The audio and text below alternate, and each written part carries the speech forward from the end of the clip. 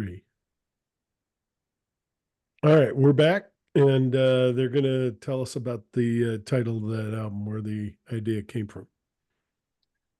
Okay, so The Wisdom of Simple Things. It's the title track, the second track on the album. And for me, that song, um, the the reason for that song was oh, okay, we're there.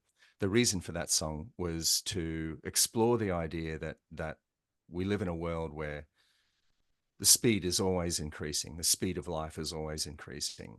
Everything's becoming more complex, where it's incumbent upon us to become familiar and with more and more challenging technology, and it seems that life is always becoming a harder grind for the next generation. So I wanted to really capture the idea that it's the simple things. It's the simple things that give us our foundation, that provide um, the the that's the essence of who we are, is the most simple things, our relationships with each other, our relationship with nature. This is where we get our humanity from, in my opinion. And I thought that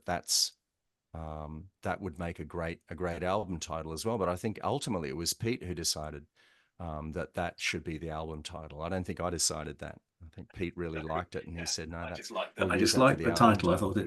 I thought it Yeah. fitted it fitted the themes that were in there generally of your Mm. lyrics, and so yes, that's the whole thing went together. I think quite well under that title, and And that's where we ended up with. I I'd just like remember. to, sorry. Go ahead. Go ahead. No, I'd just like to say on that, because that Wisdom of Simple Things, that was a track which Chris produced the guitar work for it. He produced the lovely melodies on there.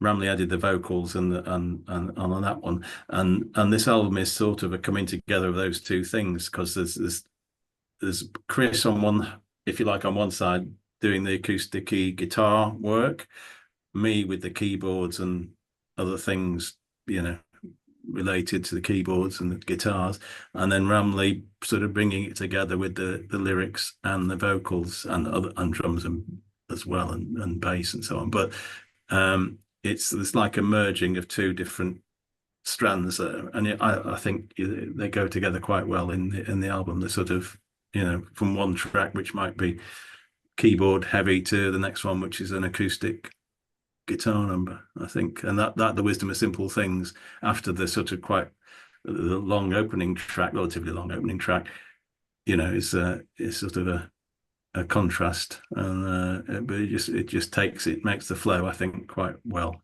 I believe. So And it, that's where that came from, the title and the of the album, and that's how we've sort of in general put it together, the order of things. Yeah. and I think Ramley, there's like a note in the promo information you sent me about talking with psychologists and hearing uh, the repeated lines that everything seems to be about relationships. And um, do you want to talk just a little bit about that? Because it was really good when I read it, and it'll sound a lot better if you say it. Yeah, I was fortunate when I was living in Australia. I was fortunate to have a very, very, very good friend who was a clinical psychologist, and um, his great and lasting imprint on my thinking was the idea that everything else, and Sting has talked about this as well, Yeah. that everything, you could lose everything in your life. You can lose all your wealth, you can lose your home, you can lose where you live, but as long as your relationships are intact, you're still incredibly wealthy. And that always rang true for me. And this my friend in Australia, who really was a mentor in many ways, a kind of spiritual mentor in many ways, kind of put me onto this idea that life's about relationships, and get them right. And if you don't get them right, it's going to be miserable for you. So work on your relationships as much as possible. All right. Well, anything else you want to say about that song? It's a beautiful song, wonderful song. Um, anything else you want to say about that? Otherwise, we'll talk about the first song. Go ahead. Lyrically, it covers the wisdom of simple things covers a lot of territory. It does. It it it I also I think I've always been deeply affected by a lot of the intellectual persecution that went on in earlier centuries, Oh, and yeah. all that these people were trying to do was actually show us some basic truths about life, and the forces were the opposing forces were ruthless in their persecution of them, and that's it was this what they were trying to do was let us in on some very, very simple truths about life, and so that's part of the song as well, is that a lot of our truths, a lot of the truths that we should have known a lot earlier were withheld from us by forces that didn't want us to know these things. So that's part of the wisdom of simple things as well. That continues to this day. Oh, We're going through our most of these countries, most of your countries, you have an election in a month and it's over, and ours are a year long, or this one's probably been about 2 years, or maybe four if you want to look at it that way, with some of the people involved. But that we are having that battle right now. Mm, How much do you need to know? How much should you know? mm, And can you communicate, what you're going to be doing for the next 4 years? And one side is desperately trying to do that. The other side is, no, let's talk about eating cats and dogs, and crazy stuff. And yeah.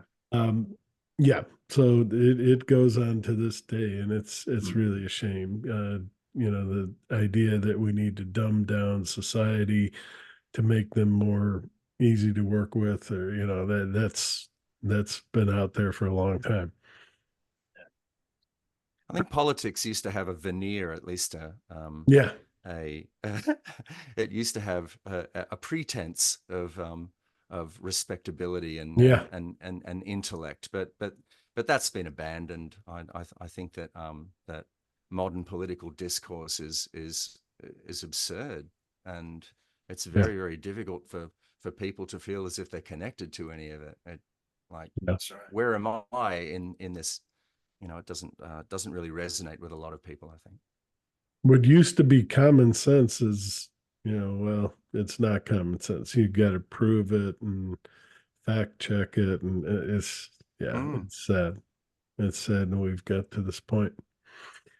Let's talk about Nightlight. The mm. first song, it hit me immediately. The powerful lyrics, and I even said it's one of the best songs on the album. Yeah.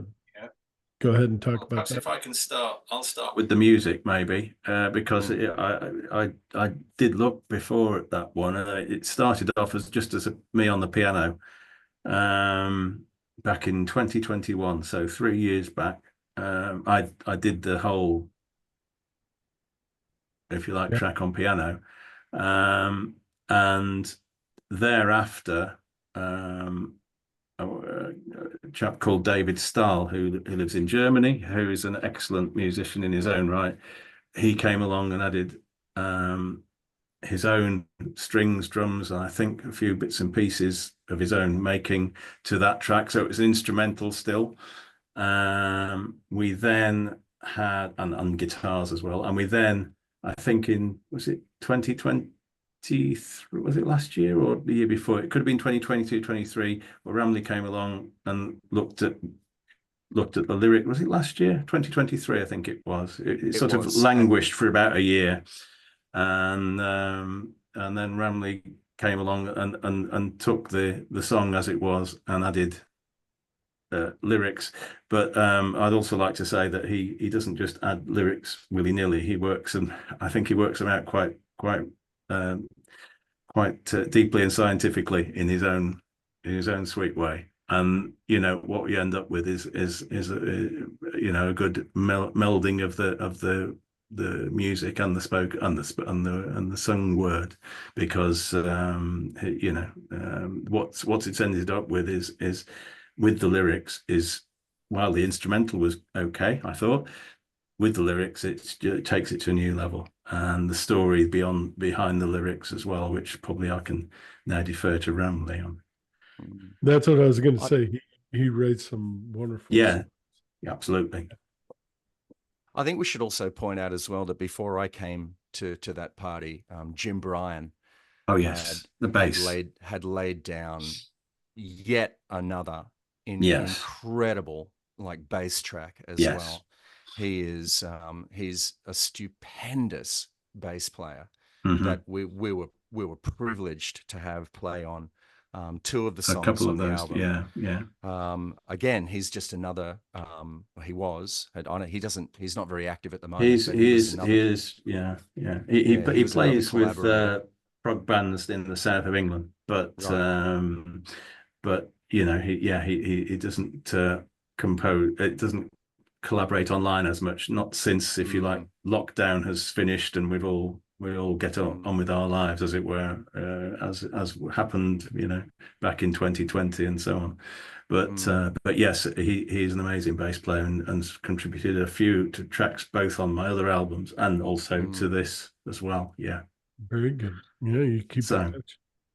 yeah. Yeah, but so Peter had Peter had recorded his piano part, mapped out the song. David Stahl came along and put down a lovely drum track as well. Then Jim came in and put down his fretless bass.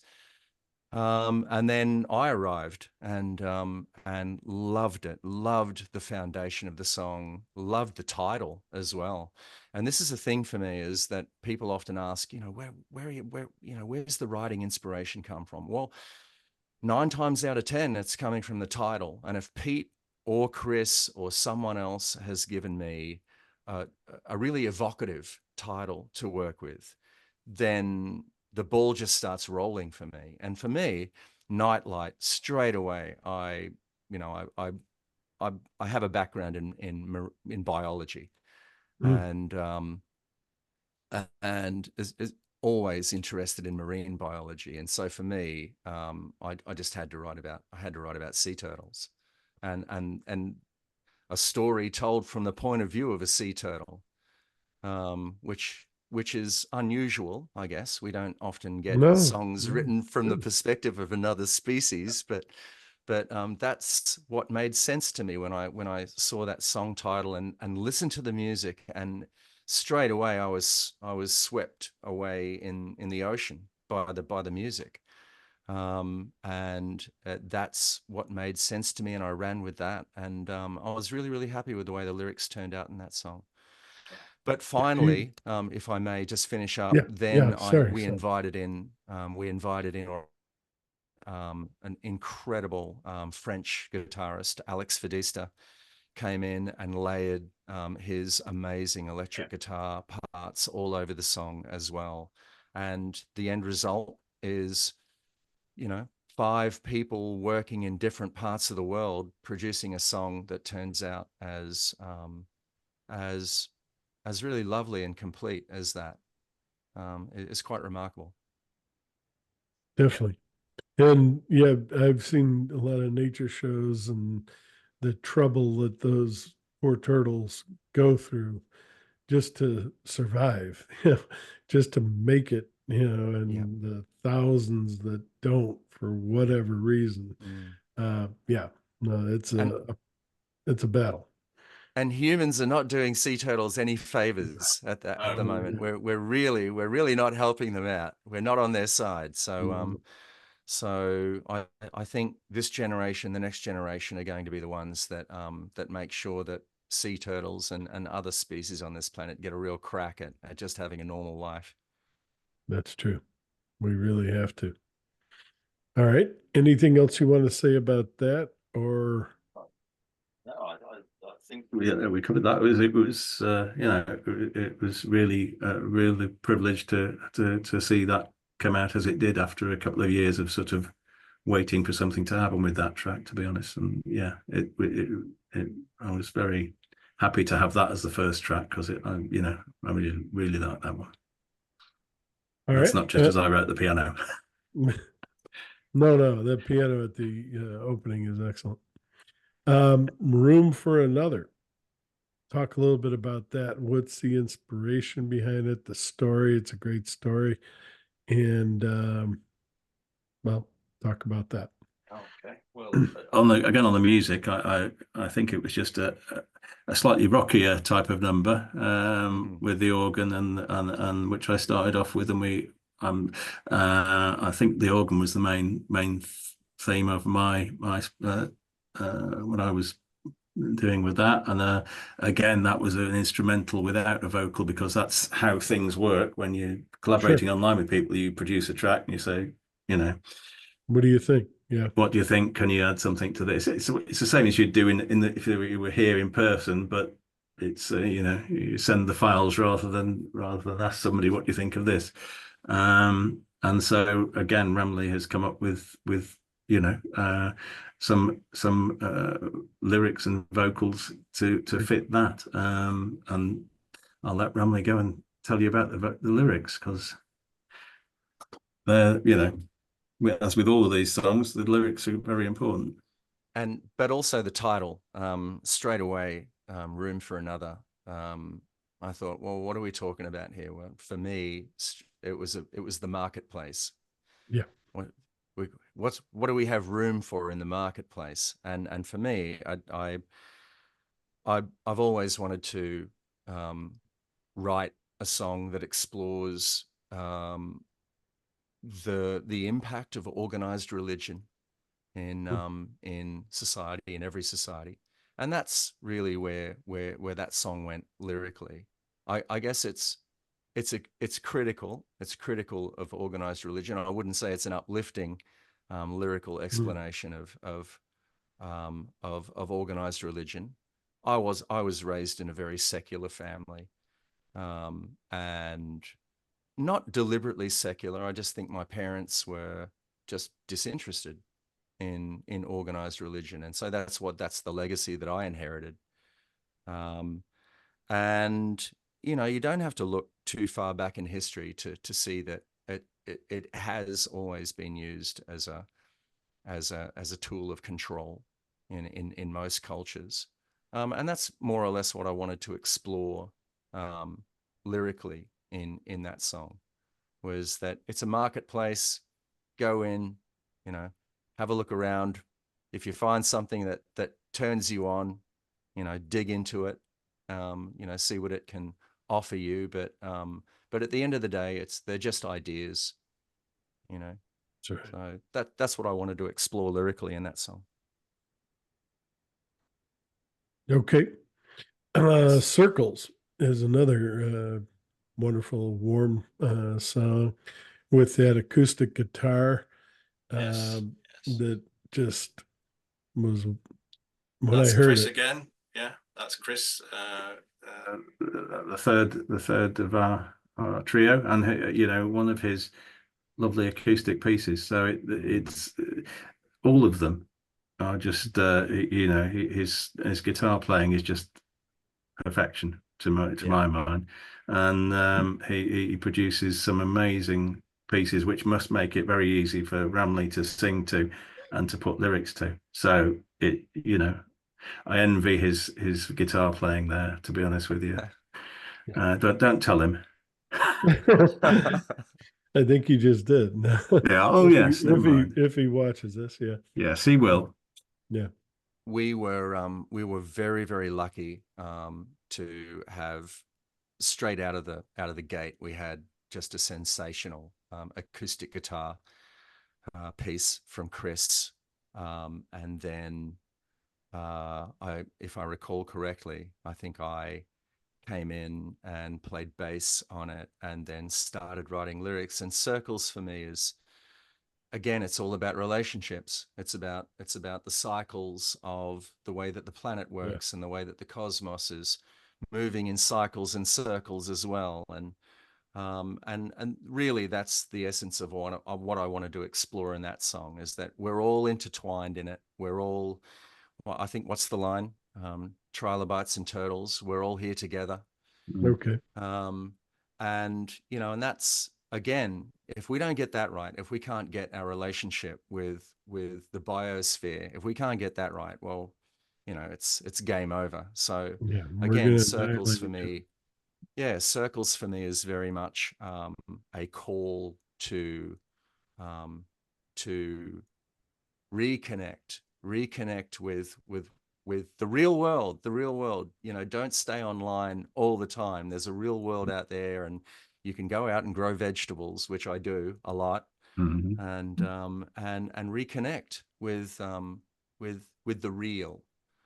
After I'd put bass and lyrics and vocals to it, we then had Mo Howard came in, wonderful, another wonderful musician on Compos.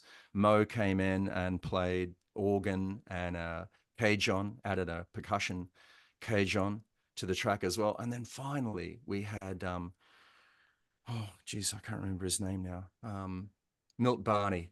Milt Barney came in Saxophone, and played the soprano saxophone on that album. Oh, sorry, on that track, and just elevated it to a whole nother level with the soprano sax parts. So again, it was a collaborative effort.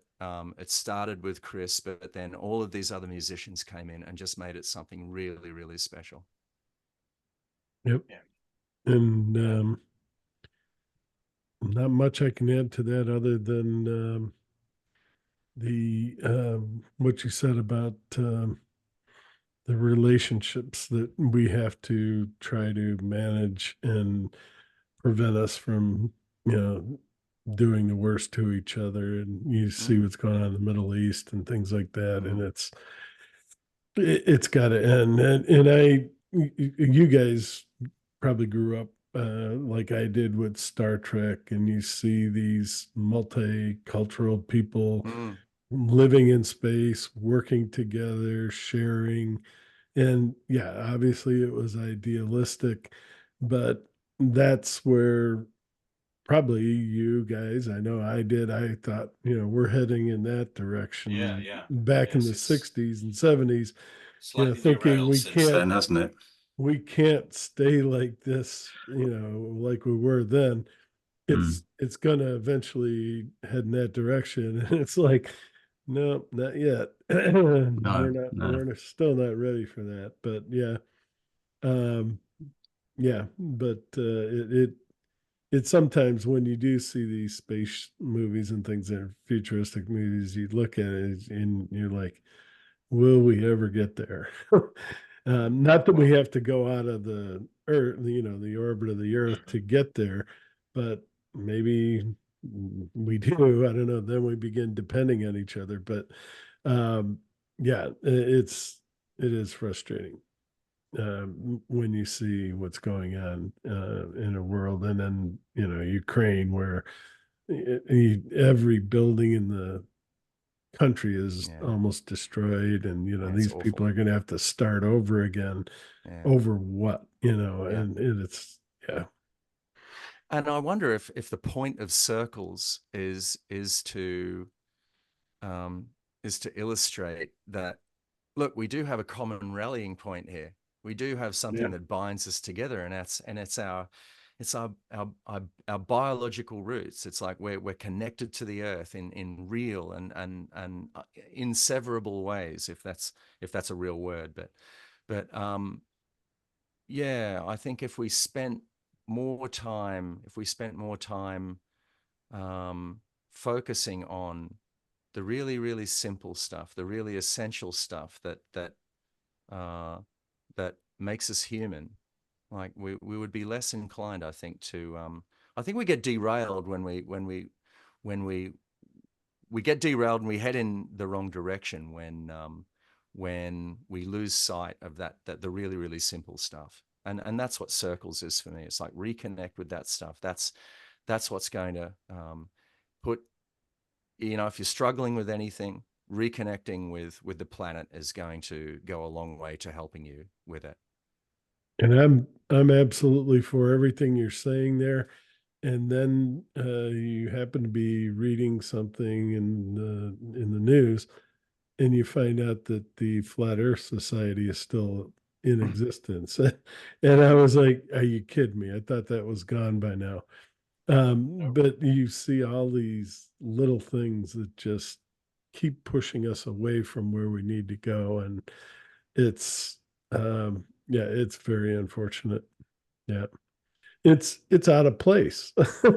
No, Yeah. Yes, let's that's a link and a half. That let's talk about that one. Sorry, no, you're absolutely okay. but That's good. I'm like everybody else. We're just so ready to move on No, yeah. to being Um, adults and being, we don't have to prove the facts, they're facts. Let's get to work. Yeah.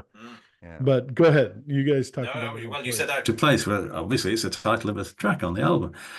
So yeah, that was a more recent one actually, where I just did a piano just a piano piece, which ended up we had, I think, it was guitar added to it. Well, it was the guitar, bass, and drums. It was the lead guitarist on that one. Correct me if I'm wrong. Was the lead guitarist? That Was was that Matthew. Matthew, Yeah. who it was in a band in Australia, wasn't he? Who you knew? Yeah, Is that right? but Yeah. we recorded, interestingly, we recorded the drums and the and his guitars at a Buddhist temple, Ah, Oh, right. about an hour away from here. A friend of mine, long time friend that I've known from Australia. He has a Mhm. long relationship with Japan as well, and he has been involved in Japanese, in a strand of Japanese Buddhism for most of his adult life, as I can remember.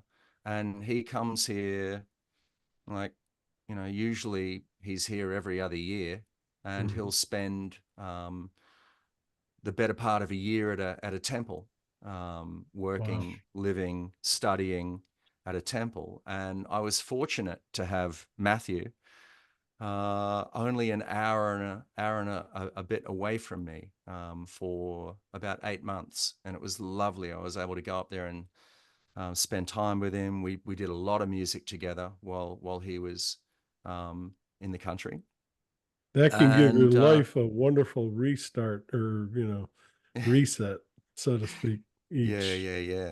time Just you do it. stunning temple too. Yeah. Really, really incredible to just spend time there. And he helped record the drums for that album. He engineered the drums for that album. I played them, and we did that at the temple. The Wow. drums were recorded at a Buddhist temple, and then later he recorded the guitar parts for that song, in the same location as well.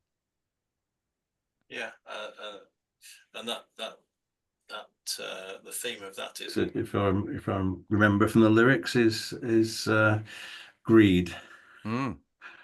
Good old greed. Good old greed, yes. And that's everything's out of place. Yes, that's in that those lyrics again. Wonderful. Yes. And then I don't know where are we next in the album Okay. sequence? Um, Well, we got I'll jump in there. Yeah. Rivers, which okay. I, That- after you talked about the religious thing, it Mhm. almost opens like a hymn. It sounds like a hymn, Mm. at least to me anyway. Yeah. And the keyboards are just wonderful, and the electric guitar. Thank you. But go ahead and Yeah, well, yeah, it started with I've got it written down here because I was hoping you might ask me. good. No, I just made a note of which instruments I'd use. One of which was these are all, as you can see behind me, they're all virtual instruments. Well, there's two real keyboards and one sort of dumb keyboard here. But I used a Hammond virtual studio instrument for that organ sound. Then was two electric guitars, and a lead synth, which was did the main lead, and then there was something called an Oscar synth from 1983, which is a virtual version of that in Posca. And I use that for the pad sounds as well. So there was 1, 2, 3 keyboards, 2 electric guitars, and that was the base of it. And then we handed it over to Ramley to mess up his biological details of life on Earth. No, Wasn't it? the original title of that song that Pete conjured up was Two Rivers. That's right. Two. Yeah. He wasn't satisfied with one. He had to have two. So when I first heard that track, and the foundation of it, Pete's keyboards and the guitar parts that he'd put on it, just blown away, swept away. Thought, oh, it doesn't get any better than this. So I thought this is something that I definitely want to work on. And instead of picking up my bass and going at it from that perspective, the ambience of the piece invited me to go in a different direction. And actually the sub bass and the percussion tracks that you can hear on that are all programmed. Nothing's played in that department. But I think that added a layer of something really, really interesting to the track that wouldn't have been there if I'd come in and played just a conventional bass and played it with a conventional drum kit. I think the programmed sounds give it something a little bit more mysterious, add something more, add a really interesting kind of element to the song. But lyrically, rivers are a metaphor. They're a metaphor for our lives, aren't they? And they start up in the headwaters somewhere, and often it's very difficult to know where a river actually begins. If you follow it all the way to its headwaters, at some point you'll find a little rocky kind of point somewhere where the river begins, and it's kind of like a metaphor for how we begin as well. And then all of the difficulties and all of the challenges and all of the turns and twists that that a river will have to go through to get to the sea. And maybe the sea is where we pass on, where we die. Maybe the sea is the metaphor for that for us. But the journey is the river, and rivers have to carve their way through difficult circumstances. There are mountains in the way, and they have to get around them or through them or under them. And again, for me, it's all about, again, I go back to relationships. Rivers are think of the history. What would humans have achieved without exploiting and taking advantage of river systems? The Nile, the Nile, so all of that history, everything started, so to speak. And so then another lovely track that came together with and I should add, there's a really fantastic solo that Chris came in later, guitar solo that he added towards the end of the song, that again just elevated the song to just another level. So I think we need to put that one on the table as well. And the other thing I'd say, just because Chris isn't here and he can't say it for himself, is that apart from adding things in, he put all the tracks together at the end of the day. He mixed it and mastered it, and so a lot of the credit goes to the way because sometimes you've got a track there and you've heard sort of your own version of it or your own mix of it, and then Chris has come in and you think, wow, that's just he's made it he's turned it up into something at a totally different level. So he's done a really good job there too, as well as actually providing guitars and his own tracks. So all right. Interior Man.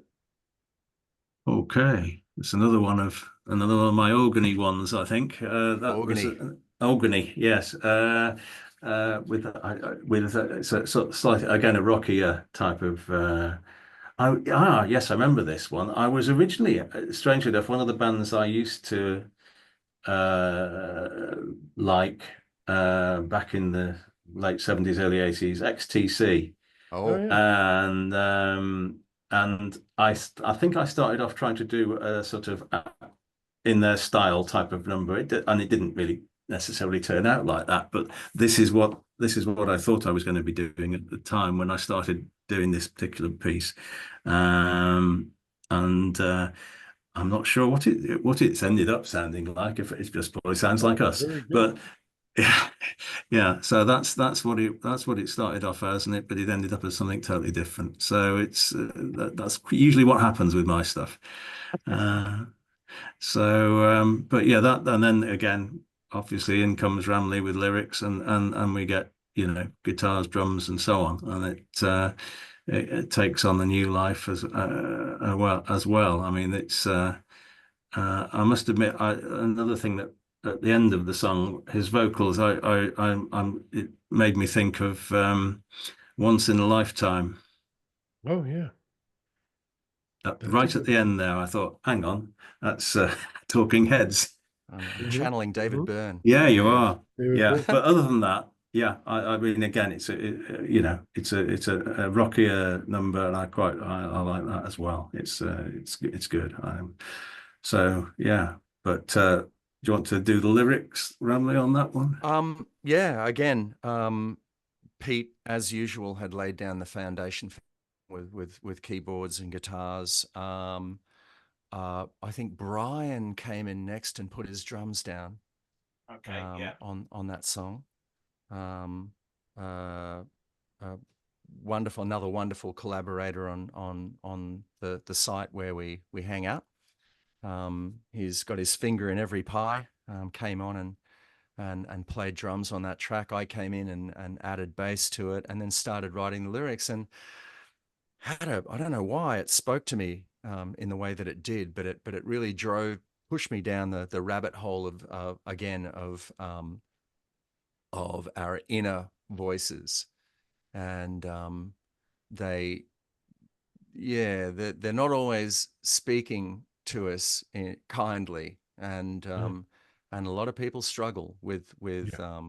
with uh, with issues related to uh, their inner voices. And that's really what I wanted to explore in that song is we're so complex. We're like the Yeah. way that we think and our psychology compared to, well, we have to assume compared to most other species, we've really driven human consciousness to levels that,